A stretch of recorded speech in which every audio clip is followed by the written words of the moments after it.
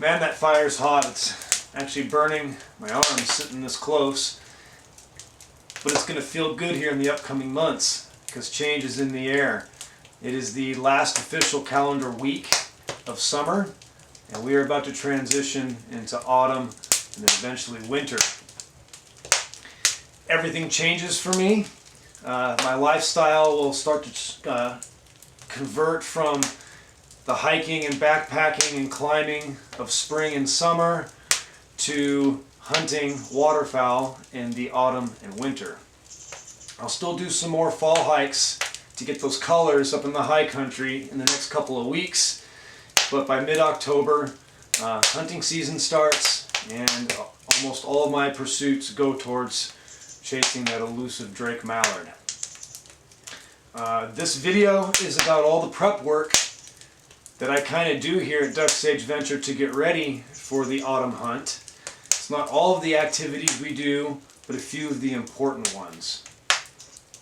You will find that the more pre-work you do leading up to the actual hunt will increase your chances of success when it comes to actually hunting them. Waterfowling is a lot of work, and a lot of the stuff can be done in the off-season to prepare yourself for the on-season. So here we go. This is the early season activities here at the farm. Enjoy.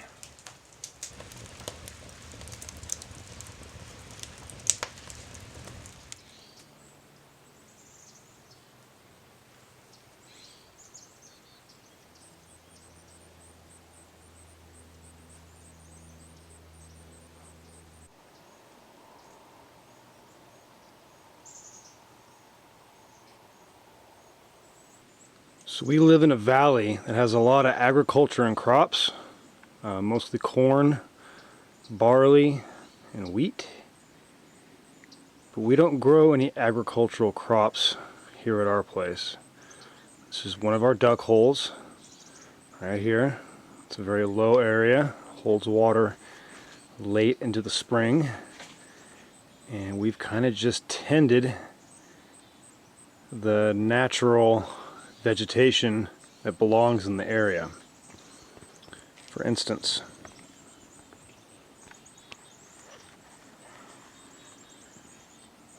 right here are some examples of natural seed-bearing grasses that are growing here on our property. Now, right here, you can see the grass seeds on it. In about September, those start to fall off. I believe this is smartweed. The ducks will eat those seeds. And then over here, we have two types of sedges. You can see the seeds on those too. We have a lot of this growing all over the place out here. You can see when the seeds fall off, they float on the water and the ducks eat them. And how many of you have killed a duck? Its craw is loaded with tiny little black seeds. Well, that's what that is right there. And I think the ducks are bringing this to the property and other fields like ours all over the place here in western Washington because it grows at the coast. And my theory is they eat it there and they migrate here and it comes out in their poop and then it grows more of it. Just a theory. And here's another type of sedge. This one has a different seed. It's more pointy, but still break this cone open and there's a little black seed in there. They will eat that as well. And that's what we grow here. We just brush hog and cut the grass and leave stands of these plants growing and try to ensure that they take off and you get holes like this right here.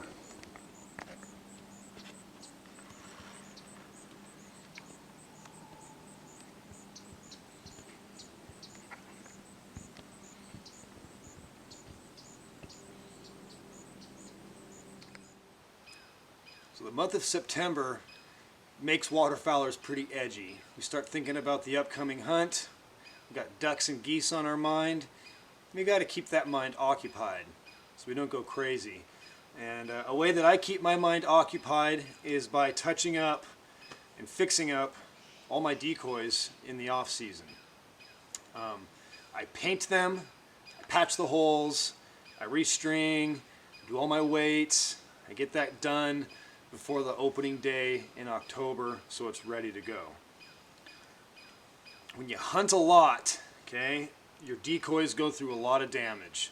Saltwater, sand, being shot with shotgun blasts, being dropped, mud spattering all over them, and they lose their luster and they start to not look like real birds year after year of use.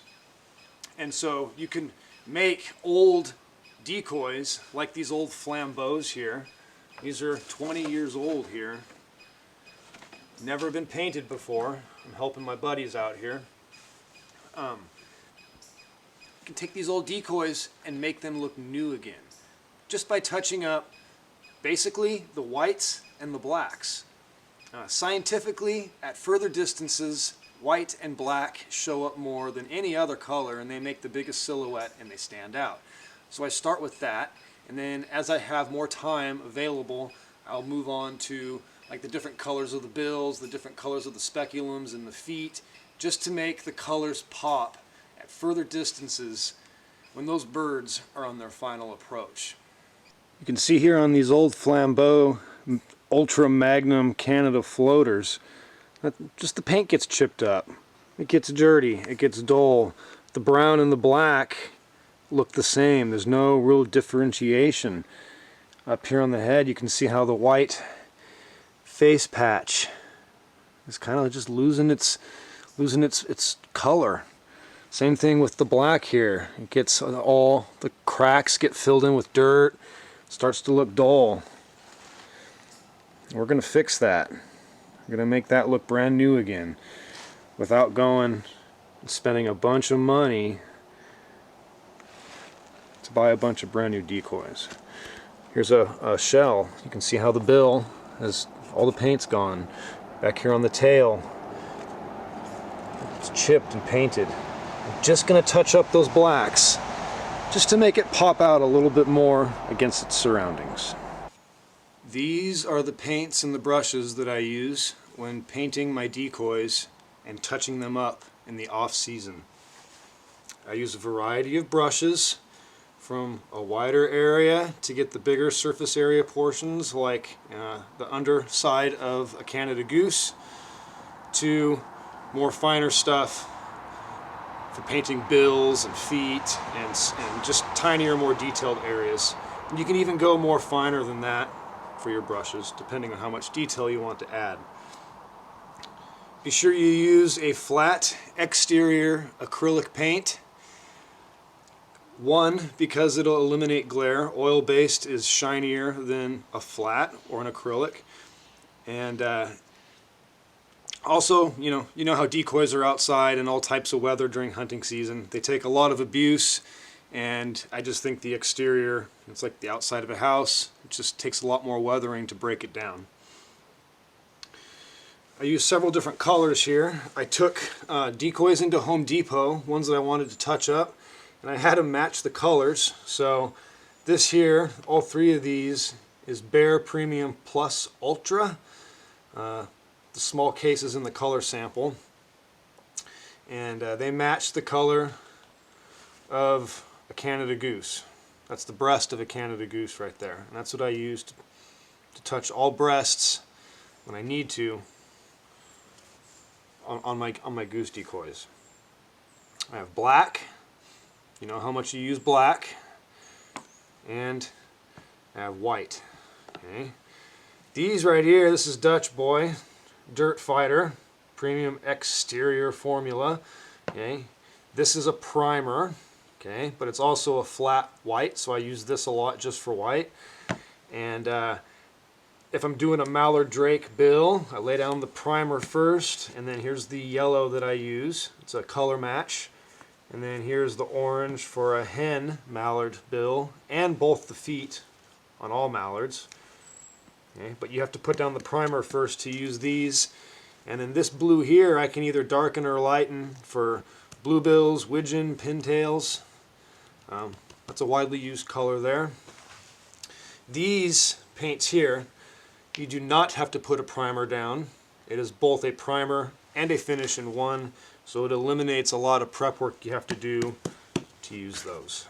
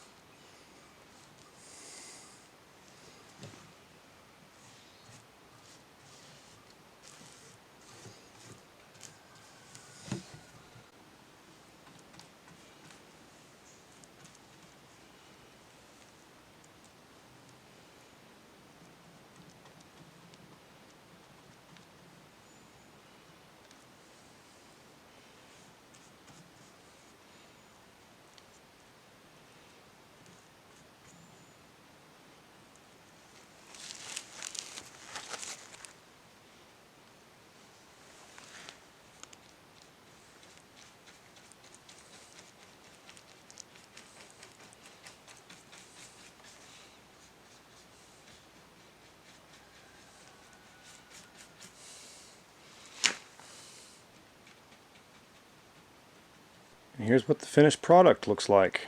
It's still a little glossy because the paint needs to dry, but it just looks a lot better from what it did with just those blacks and whites and painting up the breast.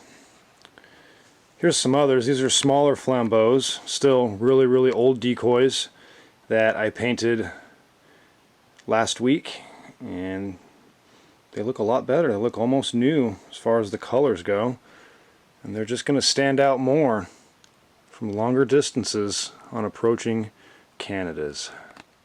Another major chore that has to be done in late September heading into October, or at least before the weather turns and the first frosts, is we have to gather brush to put on the duck blinds here on the property. It takes, I don't know, 2 to 3 truckloads per blind of brush to green it up, and I've been working back here all morning cutting up this tree that fell down, and these are the maple leaves that came off of that tree. So I'm just going to kill 2 birds with 1 stone, and as I took them off the tree, I just put them in a pile here, and then I will load them in the truck, as I've been doing right here, and down to the blinds they will go. Has to be done every year to make the duck blinds disappear.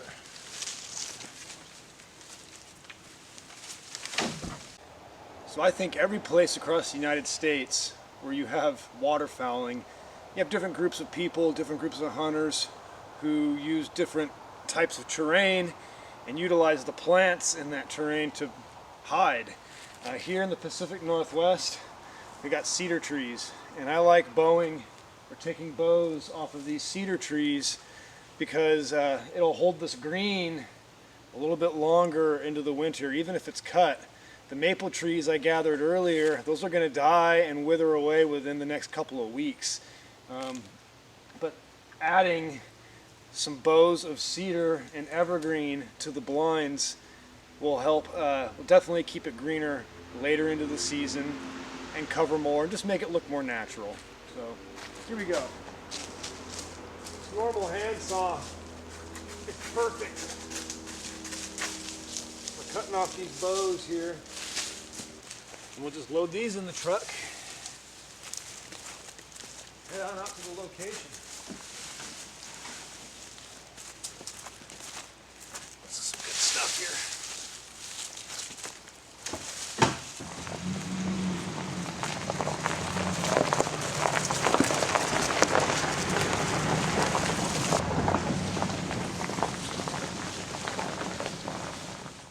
Well, here we are down at the first duck blind. First thing I'm going to do is cut a path into the door and get up inside and clean all the old brush off and put it along the sides, get everything off of the roof besides what the roof is, and get it prepped to put all this brush on.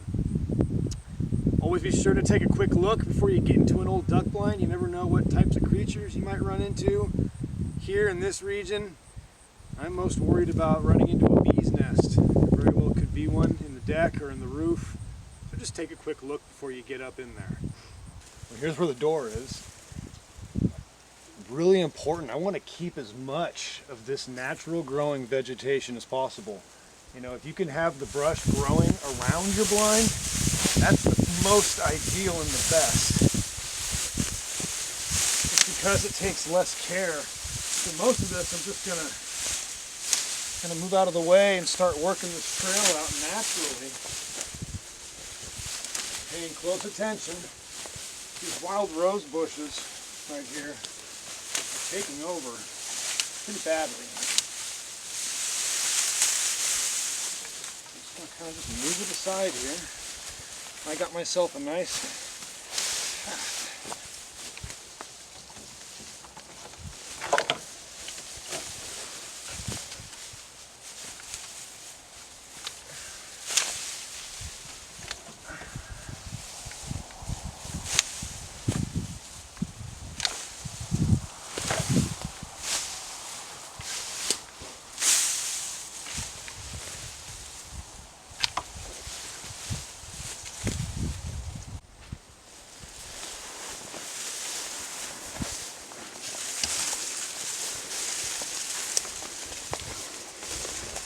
There we go, just as I left it last season.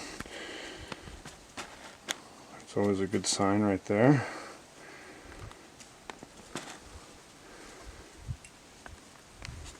Plants are trying to take over.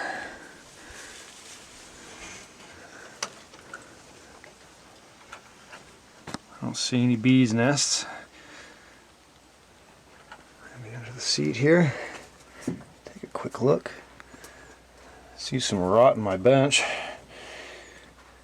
Other than that, all looks clear. Alright, so the first thing I'm going to do is clean off all of last year's old sticks. Kind of get them ready to put this year's brush on.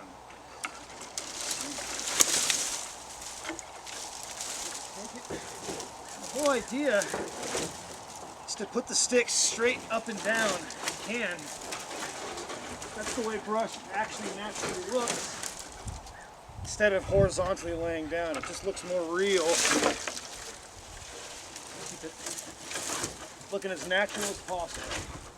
And the whole idea here is everything that is man-made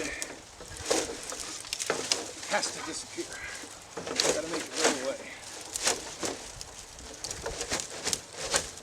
So,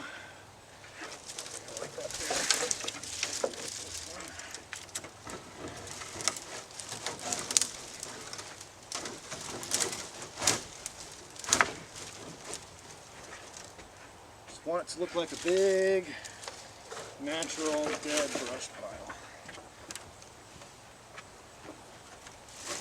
A lot of this stuff here could rearrange.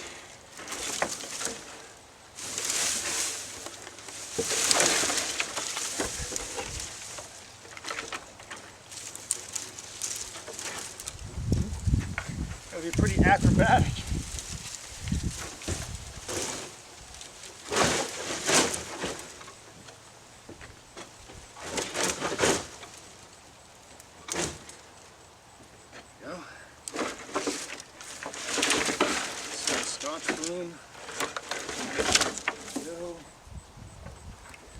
get up here on the roof.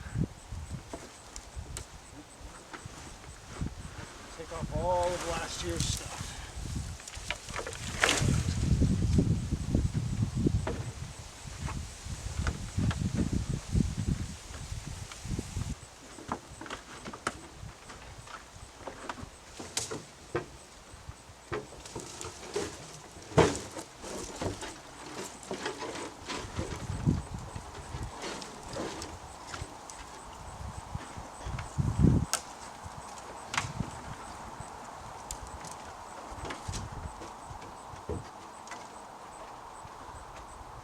Alright, now we're ready to put brush on the blind.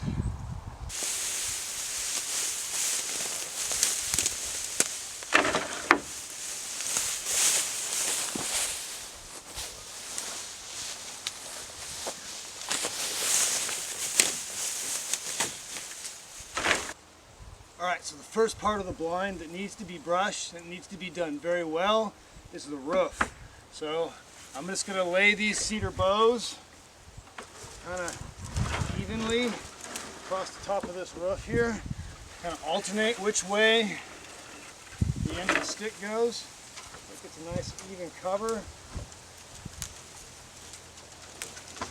Weave it in the surrounding sticks. And just try and make the roof disappear.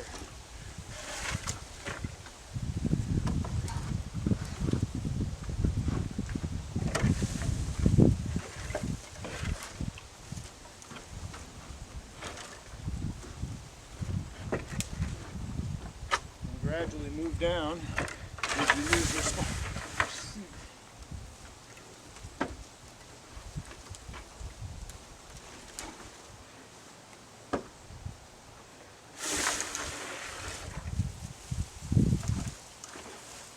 It's okay to have some of it draping over the front, covers your face, and already the roof is looking a lot better.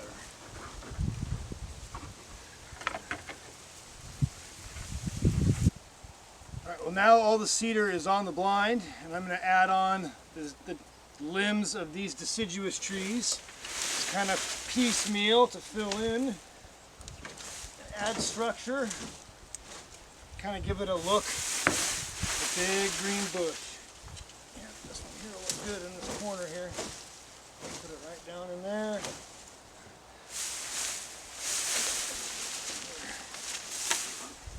Same thing. Here.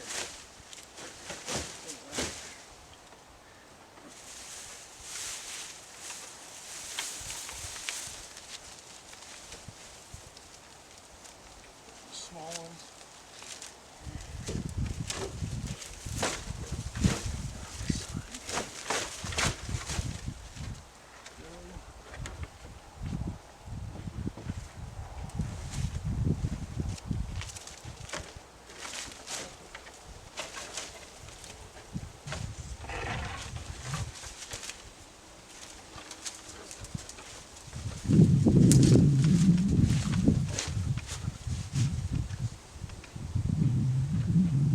There you can see what one truck full of brush did to this blind.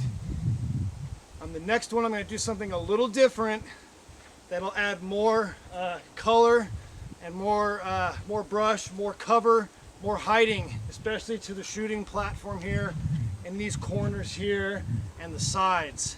So I got to go back up to the road and find a particular plant and start trimming its shoots and bows off of it for the second truckload I'm going to bring down here. This blind should be good to go by the end of the night here until about January, and then it should need a little bit of a sprucing up, you know, late season, unless the water comes up and sweeps all the brush away. Alright, the second truckload of brush has been cut, and I'm already down here at the blind. I don't know the species of plant that this is, so I don't want to really say the wrong thing.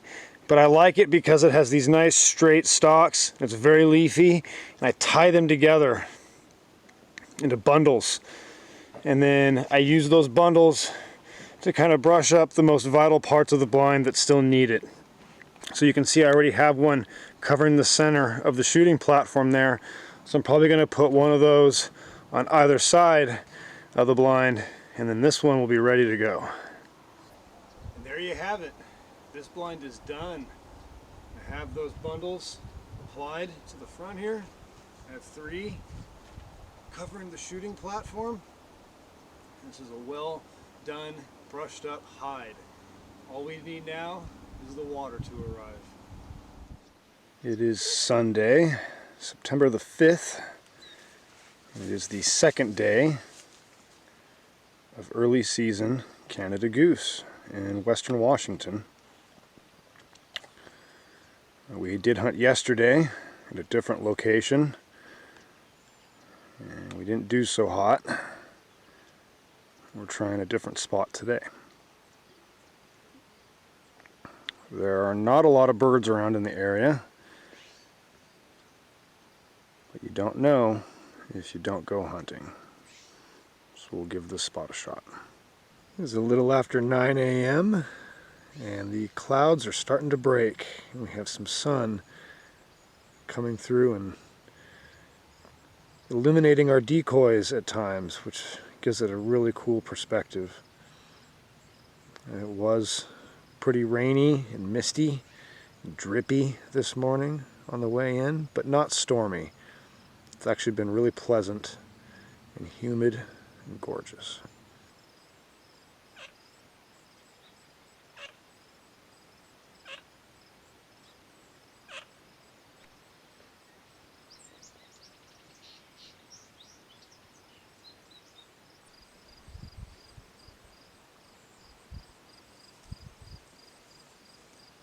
Today's decoy spread, I went for small but realistic. As always, I think a decoy spread should tell a story, and I want the decoys I pick out to match just what the birds should be doing at this type of location. This is a loafing spot. They drop in here after feeding in the wheat fields that are around this area, and they come in here to get water. So I have a variety of decoys to match what you might see geese doing naturally in a spot like this. So I have some floaters really close up against the shore there, nice and comfortable. Perhaps they're swimming in to go join their friends. And then I have a couple full bodies that are in the resting position with their heads up, and I have some sleeper shells, and I got some sentries. And that's all kind of what you would see of geese resting along some moving water during the midday.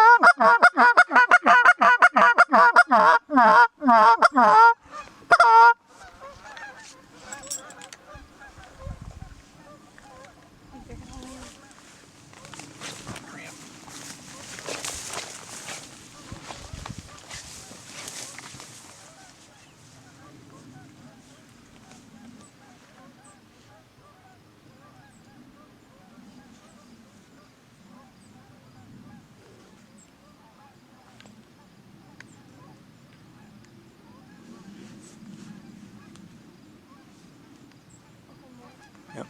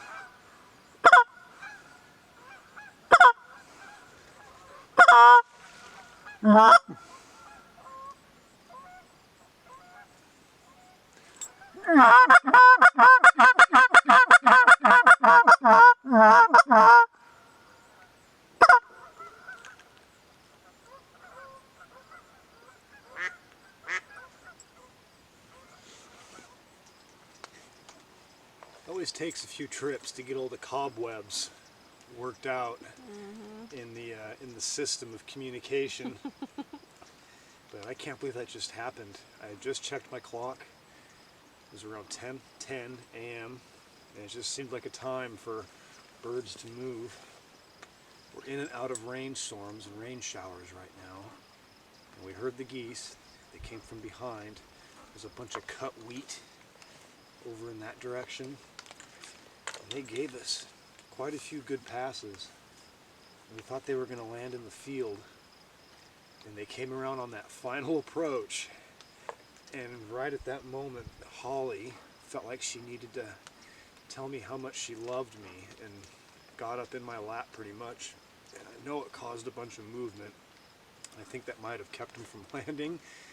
And then Sarah was waiting, very disciplined, and didn't hear the word to shoot, so we just let that flock pass. We landed just up there. I hope that wasn't our only chance of the day. But that's the reality of goose hunting. See what happens here.